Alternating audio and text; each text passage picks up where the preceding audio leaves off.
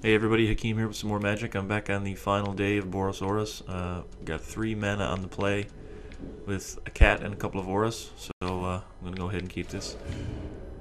You know, the one problem with these types of hands is that I've only got one creature in my hand, and if he untaps and plays Mountain Shock, I'm pretty much in for a rough game.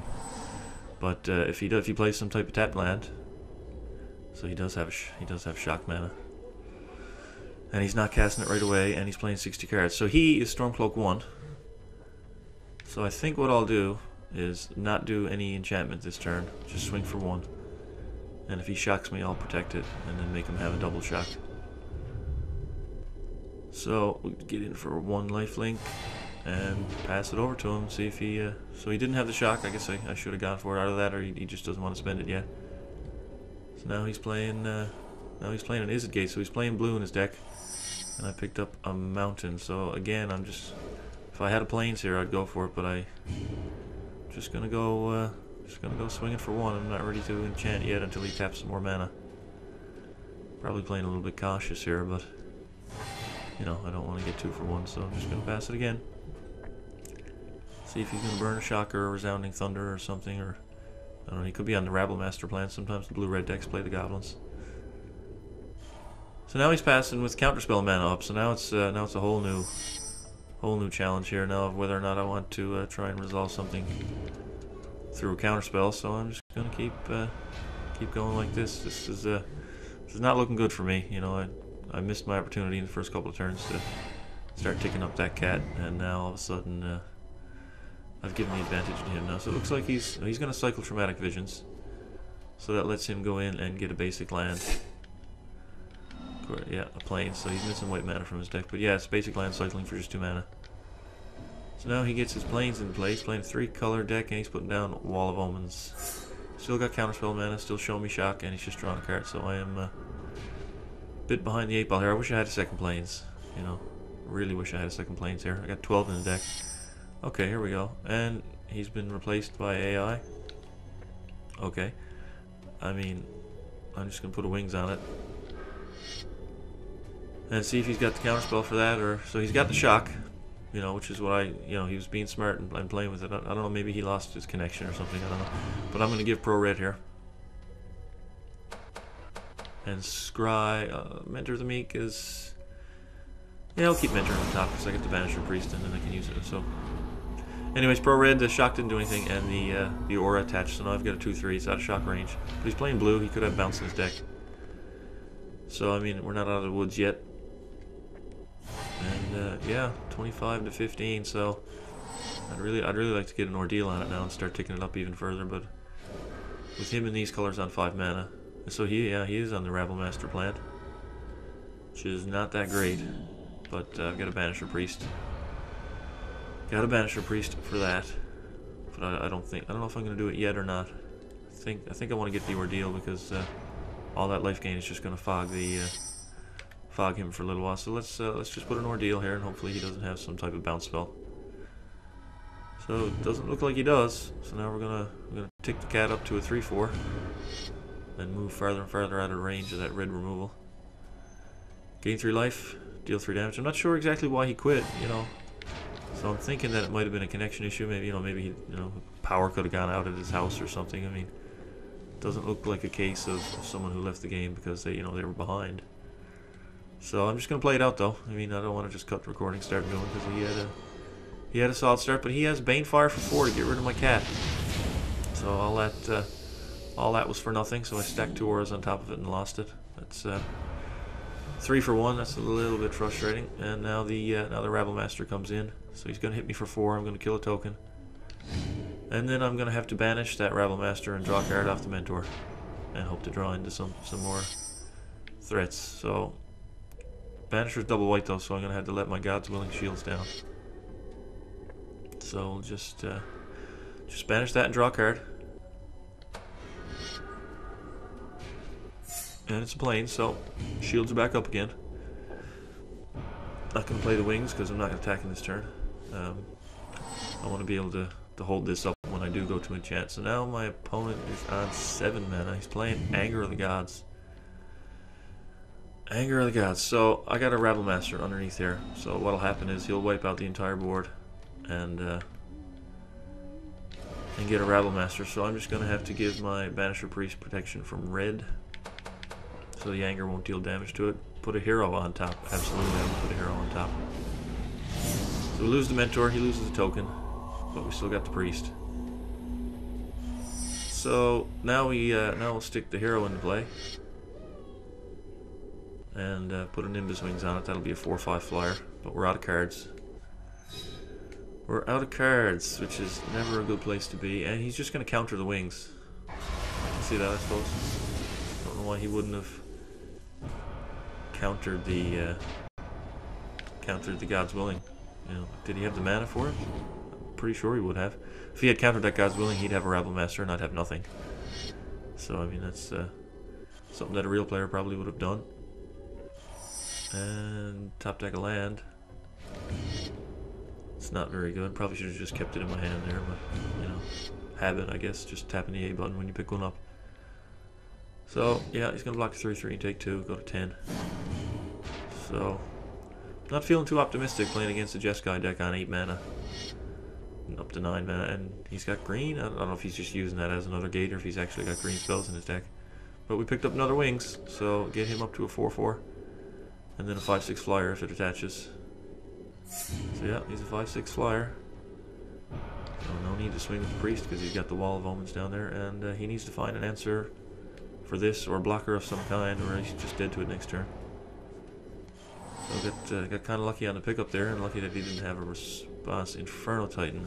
I'm not sure why he would put 1 damage there instead of going to my face.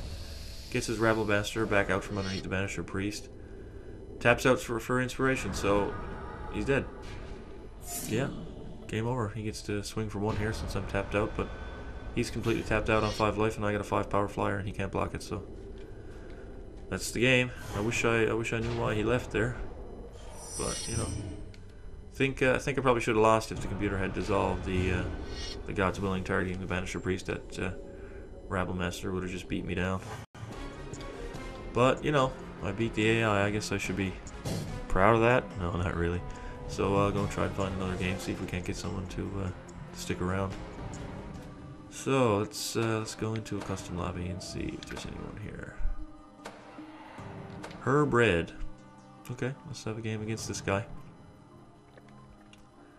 So I mean, so far, I think I've only lost 1 game with this deck on camera. I mean, I swear to God, it does lose. You know, I don't know if you saw Force Strategy Gaming's video. He played 5 games with it, won all 5. So I don't know what the hell is going on with the luck or the record. You know, I mean, my buddy KG beat me, but he's a solid player, plays good decks. So you know, taking this thing into the random lobbies. I don't know if I'm just getting lucky or what it is. So here we go. Let's look at the hand. 2 mana, Caracol into Wings, and we've got 2 3-mana spells, but they're both double white. It's a bit risky, but you know, I'm gonna keep Cat with Wings and hope to draw into a Plains and hit Brimaz on the 3rd turn. So we'll see how that pans out. So like I said, we're playing against Herb Red. He's playing 67 cards, so you know, he's not up to that 70 range where I start to feel like people are kind of like, you know, it's kind of the cutoff. If you're playing 69, well, of course, if you're playing 69, oh, picked up a Plains. If you're playing 69, I have an immense amount of respect for you just for doing that, you know, for obvious reasons. So picking up the Plains there was great because it means I get to curve into Brimaz next turn, which is pretty strong. And right now, we'll just get in for 2 and gain 2 life. And our opponent is playing green, so there's not a whole lot of interaction from green deck. I mean, you know, he could be playing another color, obviously, but if he's playing blue, okay, so that changes everything I just said. He could have the bounce spells and all that sort of thing. So I'm going to go ahead and swing for 2 in the air again, see if he's got a Voyages in for me. Doesn't look like it. Looks like he's going to take the 2, and I'm going to go 24. And he can't counter a creature without 2 blue mana, so Brimaz is a safe play here. So that's a strong start, you know, Caracol into Wings into Brimaz. So let's see if he just decides to cultivate here. Yeah, he's playing Bant, but I mean, a lot of those decks, they just go cultivate. And a curve like I got here is pretty punishing to, you know, to that. So hopefully pick up a land here. Didn't. Didn't pick up a land. So what I wanted to do was play a land, mentor, and then make a Brimmass token and draw a card. But that didn't happen. So we're going to go get a token, get in for 6 here, and gain 2 life. So it's 26 to 10 now after this damage. And he's going to untap with 5 mana, but planar cleansing is a thing. I think he's got 2 white mana over there. Yeah, planar cleansing is a thing. So I think I'm just going to hold off here. Not going to play out the mentor. Just going to keep the stuff in my hand and try to beat him down with what I got on board and make him pop the cleansing to deal with that before I start playing out a second wave. So now he's playing a Radiant Fountain in a 3-color deck. I really disagree with that. And he's playing a Species Gorger. It's a 6/6, you know, but he has to bounce a creature at his upkeep. And since that's his only creature, he has to bounce that one. But what it means is that I can't attack with my Brimmass. So I just got to attack for 2 in the air, which is pretty annoying. I gotta say it's a little bit annoying that he can just stonewall me with that turn after turn. I'd like to be drawing some land so I could get up to Wrecking Ogre, but that's not happening. So I think I don't know if I play the mentor or not. I'm gonna play it. I think this is a mistake, but you know, if he's just gonna play that every turn, I want to start drawing some cards. So we'll see if he untaps, plays the plains, and wipes my side of the board. It would be pretty sad if he gets a 4-for-1 on me. I'd be pretty upset. Yeah. No plains. Just don't show me plains. That's all. Then my heart will start racing and think that I fucked up royally. No, it's an island, so he's got 6 mana. I wonder if he's just going to play that 6/6 again. If he does, I might banish or priest it and kill him. How much damage would I have? 1, 2, 3, 4, 5, 6, 7, 8, 9. Wouldn't be enough to kill him. Wouldn't be enough to kill him, but to get him down to 1. So I think I'll save that for next turn. Right now, just going to swing for 2. Play a cat and draw a card.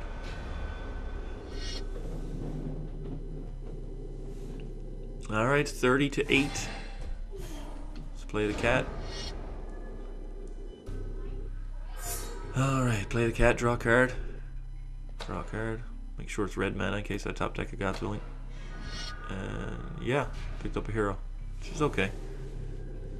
So now he's got to pick up a 6/6 again. You know, I mean, it's great to play that in a deck with Elvish Visionary, Wall of Omens, but you kind of got to cast those creatures first. So now he's up to 7. There's the 3rd plains that I didn't want to see. Now it's planar cleansing time. Yeah, so I'm not a big fan of him. What'll he get on me? 1, 2, 3, 4, 5 for 1. It's pretty solid for 6 mana. No, he's tapping out for Resolute. Just a 4/4 flyer that brings him back up to 20 life. Been seeing a lot of that card lately. I mean, it's not a common card, but you know, lately I've been seeing a bunch of it. So I think I just banish it and swing for 1,000,000 and draw a card. I think that's what I'm gonna do because I really want to get the 5th mana and Wrecking Ogre. So I'm gonna banish it, which is bad if he has removal because he can release it from its banishment and go back to 20 again. But he's playing Bant, so I'm not sure exactly what he could have. I could do that, so let's just swing for a bunch here. 5, 6, 7, 8, 9, 10, is it? I think it's 10. Anyways, let's see if he goes down to 10. And yes, he does, yeah, so it's 33 to 10 here now. 33 to 10, but now the planar cleansing here would be absolutely atrocious for me. Because he'd go right back to 20 with a 4/4 flyer, and my side of the field would be empty. No, he's going Genesis Hydra. Or canceling a Genesis Hydra. What would it be? X = 6. He needs some removal, and I really would love a basic land. So he's playing a Visionary. That looks good with his Frog Beast, so he can pick that up every turn and draw a card. So that's probably what he'll play, is play out a Frog here. I mean, he wouldn't do that before planar. Maybe he was digging for planar cleansing. That's entirely possible. You know, he's got it in his deck and he played the Visionary to try to draw it off the top. Doesn't look like he hit it because he's taking his sweet time there, or her sweet time, I guess, since we're playing against her bread. I don't know, but I'd love a basic land here. Really, really would love a basic land. Come on, Come on, do I have any... Well, I mean, I hate when people sit here. I mean, I've got to keep talking, you know, so... Okay, Aegis Angel. So he makes another one of his permanents indestructible, so he's got an indestructible Elvish Visionary right now. But he's got a 5/5 flyer, so give me a basic land and I'll win the game. Come on, basic land. Thank you very much. Thank you very much, game. Alright, let's just swing with the team. He's got no lifelink. So let's see what he blocks. Even on the lowliest of lowly tokens, a Blood Rush Wrecking. Oh, do I? No. Do not draw a card. This is worth 8 damage, so we've got a really wide board.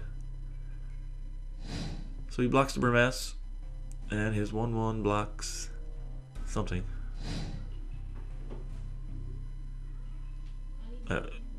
Yep. Pass. Wrecking Ogre on the lifelink cat. So we get a 5/5 double striking cat while he's tapped out. So that is the game. Right there. Takes 5, and then he takes 1, 2, then he takes 10 more in the regular combat damage. And I almost got myself up to 40 life. God damn, I love that cat. -7. And he's watching the damage effects here. So, you know, just sit here and chat. I'm up to 44 life, yep.